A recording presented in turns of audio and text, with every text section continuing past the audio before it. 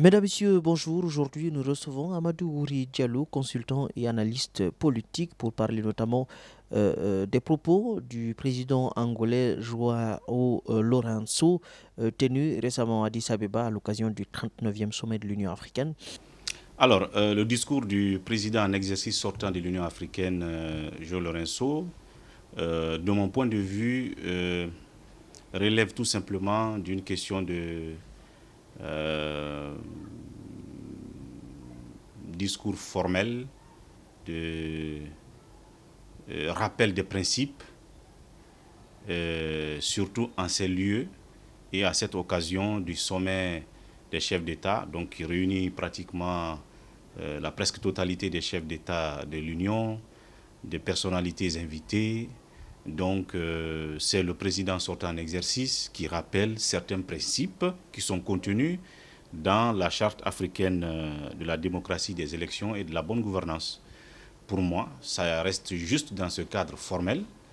Et au-delà de ça, ça reste des incantations et des rappels de principes si toutefois l'Union africaine, justement, ne joue aucun rôle en amont, comme il est attendu d'elle, pour que les phénomènes, justement, de coups d'État par les armes ou de coups d'État constitutionnels ne se perpétuent sur le continent.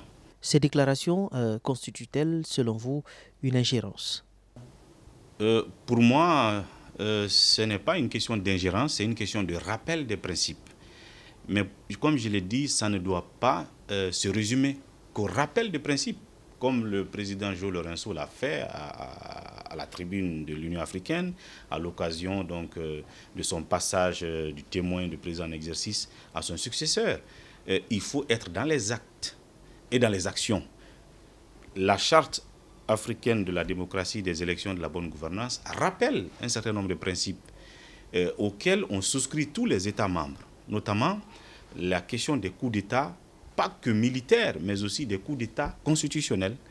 C'est-à-dire que cette charte rejette fermement tout changement constitutionnel non consensuel qui permettrait à un chef d'État civil de rester au pouvoir, de se focaliser, de se fossiliser même au pouvoir. Or, le continent si vous voulez, écumer de ce genre de pratiques aujourd'hui où des chefs d'État civils qui devraient se limiter à 2 mandats présidentiels ont modifié la Constitution opportunément, abusivement, unilatéralement pour se maintenir au pouvoir.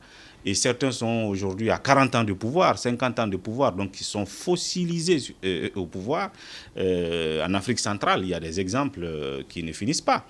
En Afrique de l'Ouest, il y en a quelques exemples qu'on peut citer où des présidents civils sont allés maintenant au-delà de 2 mandats, 3 mandats consécutifs et à l'issue des changements de constitution pas forcément consensuels. Or, la charte l'interdit.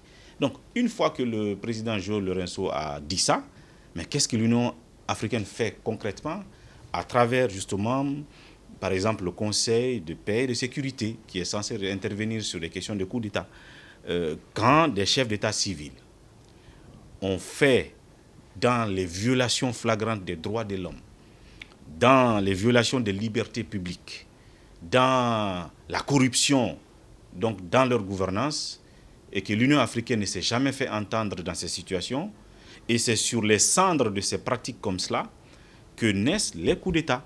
Parce que quand il y a un coup d'État, il ne tombe pas du ciel. Loin de moi la volonté de faire l'apologie des coups d'État militaires, mais en réalité, quand il y a un coup d'État, il y a toujours des explications que donnent les auteurs. Et le plus souvent, ils trouvent leurs éléments de langage, ils trouvent leurs raisons, leurs motivations dans les gouvernances précédentes, qui sont souvent non orthodoxes, qui sont antidémocratiques, qui sont le plus souvent, si vous voulez, violentes, qui violent les règles démocratiques, qui violent la charte africaine même de la démocratie, des élections et de la bonne gouvernance. Et donc, l'Union africaine devrait travailler d'abord à ce que les régimes qui sont dits légaux, démocratiques, là, respectent effectivement sa charte.